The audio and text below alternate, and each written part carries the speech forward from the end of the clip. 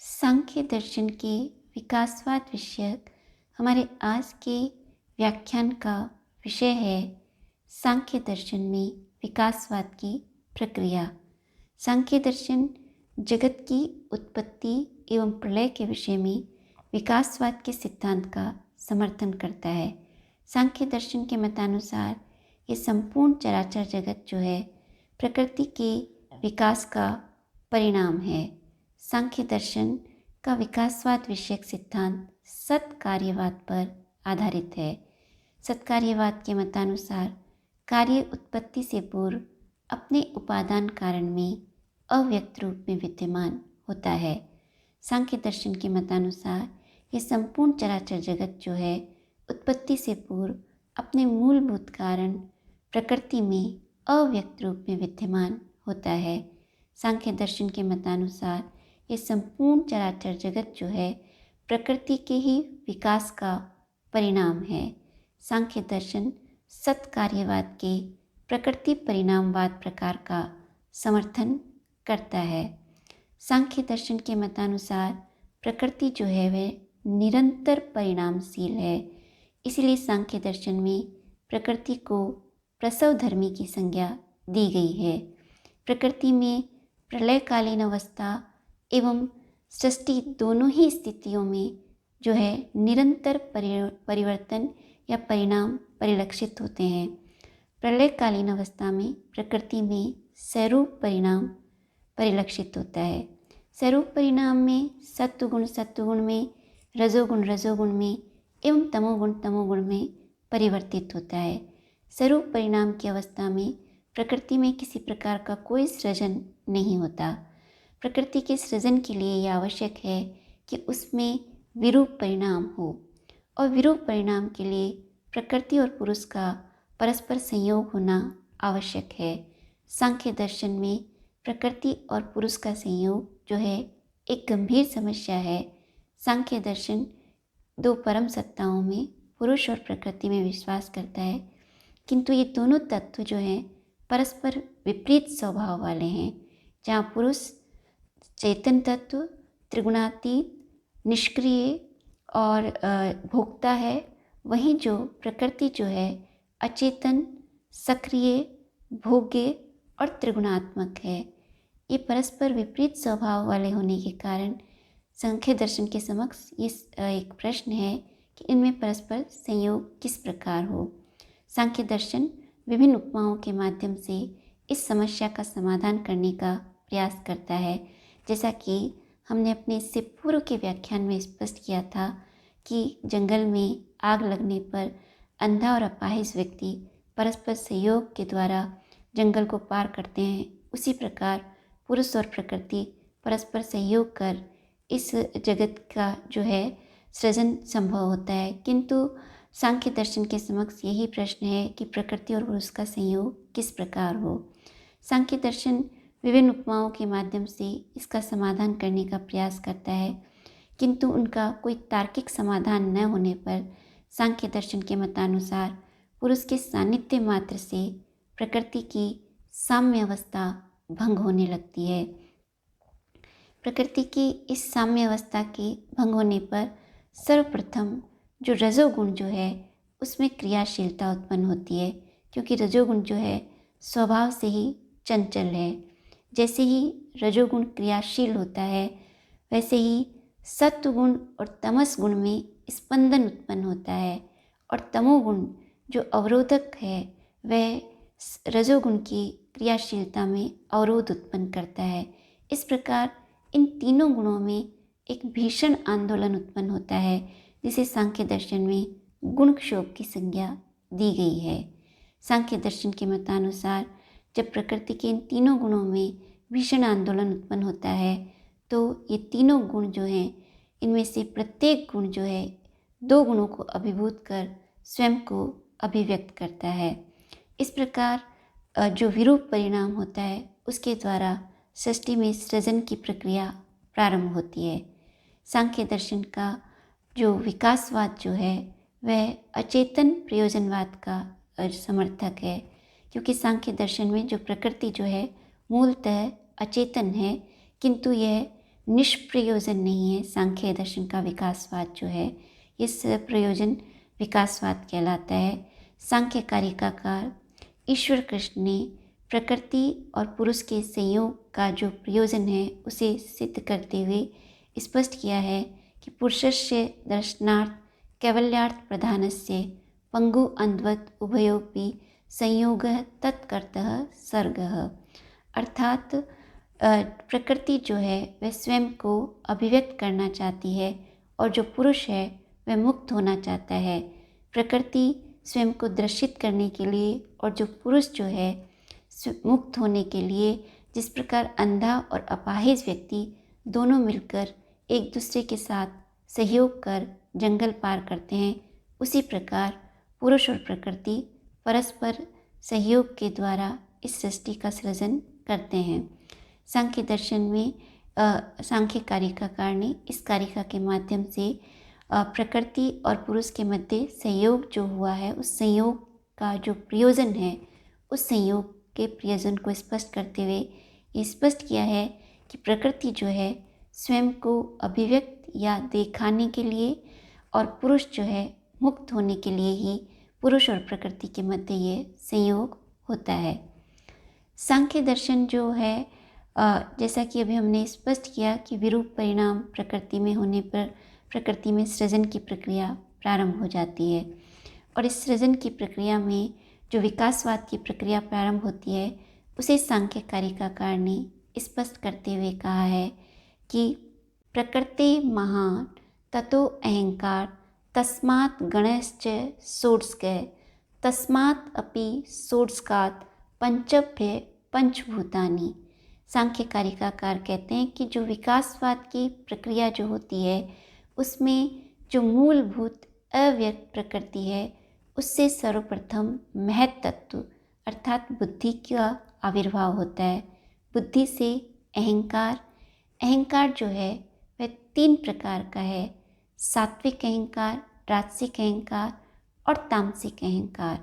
इनमें से जो सात्विक अहंकार है उससे मन, पंच ज्ञानेंद्रियाँ, पंच कर्मेंद्रियों की उत्पत्ति होती है, जबकि राजसिक अहंकार जो है उससे किसी प्रकार के किसी तत्व का आविर्भाव नहीं होता।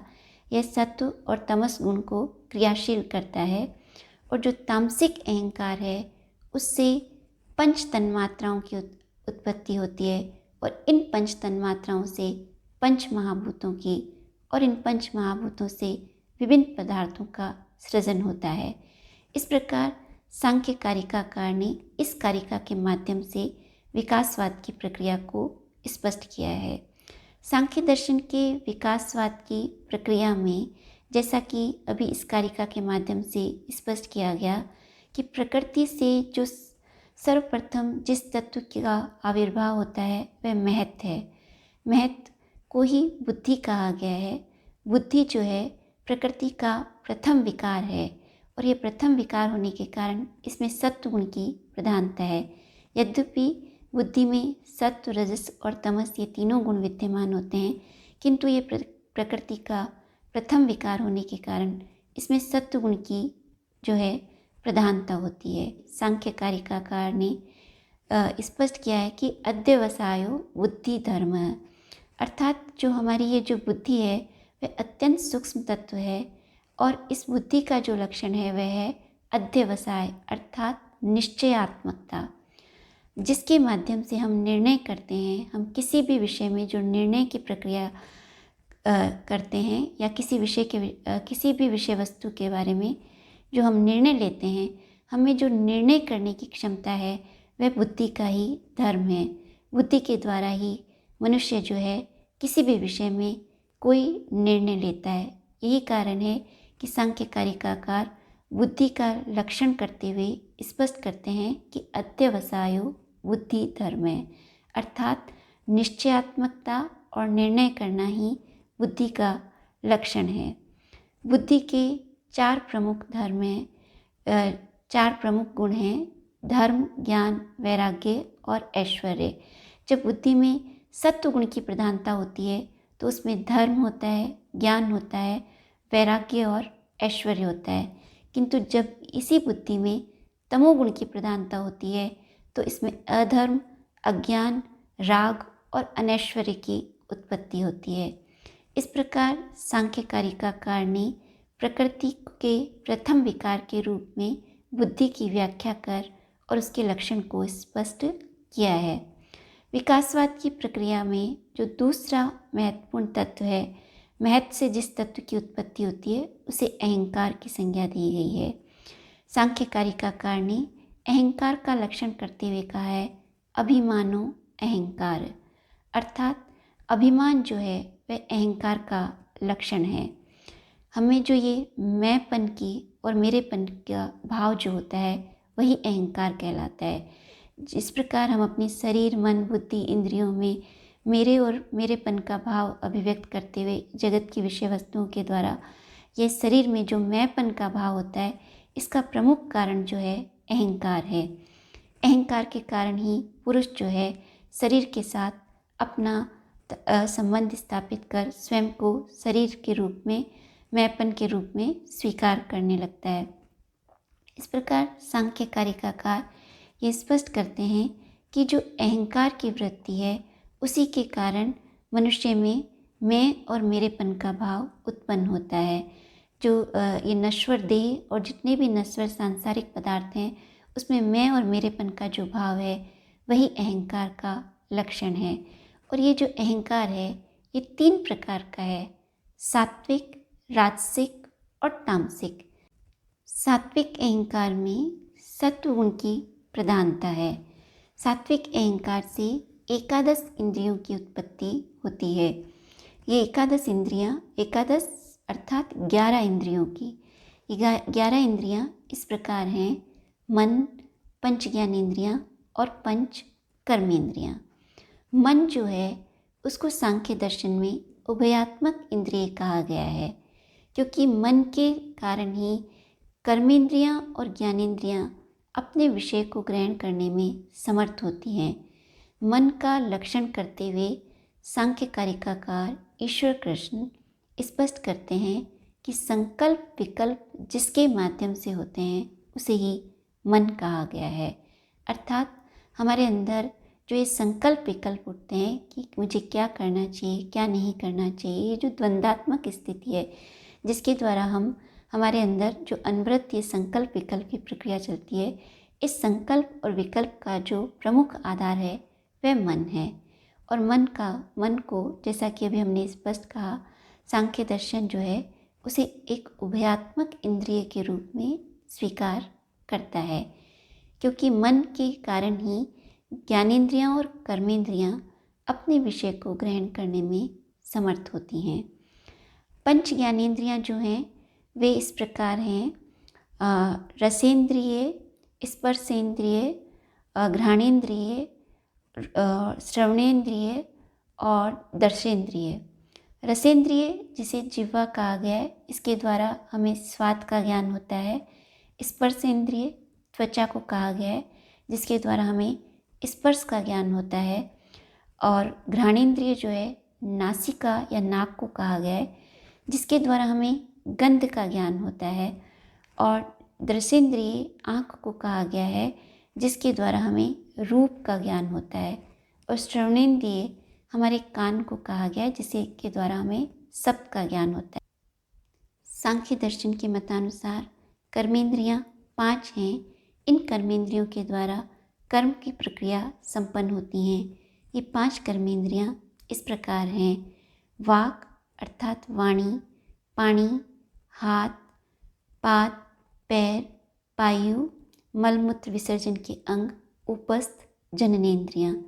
इस प्रकार सांख्य दर्शन के मतानुसार सात्विक अहंकार से कुल 11 इंद्रियों की उत्पत्ति होती है, जिनमें से मन, पंच ज्ञानेंद्रियां और पंच कर्मेंद्रियां ये एकादश इंद्रियां हैं। राजसिक अहंकार जो है उससे किसी भी तत्व की या किसी भी पदार्थ की उत्पत्ति नहीं होती। राजसिक अहंकार जो है सात्विक अहंकार और तामसिक अहंकार को क्रियाशील करता है। जो तामसिक अहंकार है उससे पंच तन्मात्राओं की उत्पत्ति होती है। रूप, रस, गंध, स्पर्श के जो सूक्ष्मतम रूप है उसे ही तन्मात्र की संज्ञा दी गई है। और इन पंच तन्मात्राओं से जो है पंच महाभूतों का आविर्भाव होता है। इन पंच महाभूतों से ही जगत के विभिन्न पदार्थों का आविर्भाव होता है। इस प्रकार सांख्य दर्शन जो है विकासवाद की प्रक्रिया के द्वारा यह स्पष्ट करता है कि संपूर्ण चराचर जगत का विकास किस प्रकार होता है। सांख्य दर्शन की ये विकासवाद की जो प्रक्रिया है वह सूक्ष्म से स्थूल की ओर है। हमने देखा कि विकासवाद की प्रक्रिया में जो सर्वप्रथम प्रमुख तत्व जो आविर्भाव होता है या जिसकी उत्पत्ति होती है वह महत है। महत से अहंकार, अहंकार पुनः 3 प्रकार का है, सात्विक, राजसिक और तामसिक। सात्विक अहंकार से 11 इंद्रियों की उत्पत्ति होती है जो इस प्रकार हैं: मन, पंच ज्ञानेंद्रियाँ और पंच कर्मेंद्रियाँ। तामसिक अहंकार से पंच तन्मात्राओं की उत्पत्ति होती है और पंच तन्मात्राओं से पंच महाभूत की। राजसिक अहंकार से किसी तत्व की उत्पत्ति नहीं होती। राजसिक अहंकार जो है सात्विक और तामसिक अहंकार को क्रियाशील करता है। इस प्रकार सांख्य दर्शन के मतानुसार जो प्रकृति जो है उस प्रकृति से जो है विकासवाद की प्रक्रिया जो है इस प्रकार संपन्न होती है।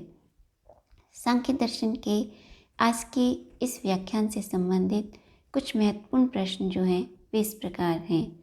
महत्व किसे कहा गया है और महत्व का प्रमुख लक्षण क्या है? अहंकार जो है उसका स्वरूप क्या है? अहंकार के कितने प्रकार हैं? सांख्य दर्शन में मन को उभयात्मक इंद्रिय क्यों कहा गया है? स्पष्ट कीजिए। पंच तन्मात्राओं से आप क्या समझते हैं उसे स्पष्ट कीजिए। सांख्य दर्शन में विकासवाद की प्रक्रिया को स्पष्ट कीजिए। सांख्य दर्शन का विकासवाद जो विषयक जो मत है उसकी विस्तृत विवेचना कीजिए। ये सांख्य दर्शन के आज के इस व्याख्यान से संबंधित महत्वपूर्ण प्रश्न हैं।